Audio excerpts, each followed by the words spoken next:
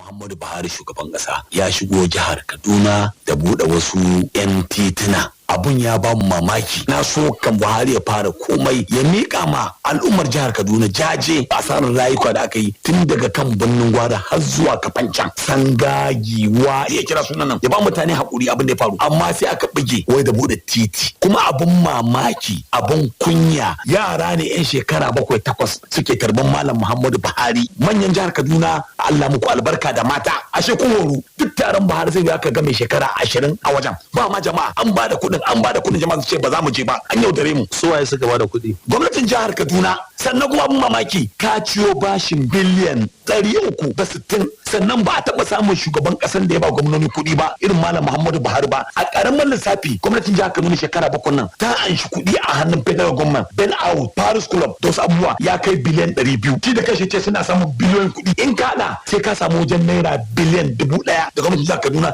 ta karɓa amma wai aiki titin da irfa yake ta kama da shiga ne aikin 7 biliyan ne kawai kayan sunan da yake kumbar kai yake cika baki to sauran kuɗin me aka yi da su. Wani tabbaci kake da shi cewa gwamnatin APC ta ba da kuɗi domin mutane su fito su tarba shugaba Muhammadu Buhari? Kai ba dan jarida bane a matsayin ka dan siyasa wani tabbaci kake da shi? Kai ba dan jarida bane. Ƴaƴan jam'iyyar APC cewa suke yi idan mutum ya saba shiga kasuwa da waka to duk wanda ya ga ya zo shiga kasuwa zai dauka shi ma da wakan nan ya shigo. Baban gida ba ka iya kare su ihu ba ake musu yanzu ka duba abin da aka yi mai a kawo ji abin da ake musu a sare ihu ake musu ihu ake ana fasa billboard baban gida baka ji ita ba gaskiya da ce in kai abu mai kyau za ga mai kyau an ma PDP walakanci an ma PDP tozarci ba da hakin jama'a ba yanzu Allah ne yake saka mana ya kamata wani mutane su gane su ba al'ummar jihar Kaduna da Najeriya hakuri. Yanzu abin da aka muku ne a baya kuke ramawa? Wallahi baban gidan muna ma APC fatan alheri ba ma san a ci mutunci mutanen nan amma duk abin da kai ne sai an muka mu wallahi muna san APC su gama lafiya yanzu kuma a ce Malam Muhammadu Buhari shekara 80 ana mai ihu bai dace ba ma jin daɗi amma abin da ka shuka shi za ka girbe amma abin kunya ce yan rufa'i wai aikin 7 biliyan yake da shi ta shi wajen biliyan 1000 ka koma garin da ya kowa yayi ka gani ba ma prouding ka koma garin dan bushiya ka ji hayin nan mani kai project na PDP a jihar Kaduna in za ka ban awa lokaci ba zai bayar ba.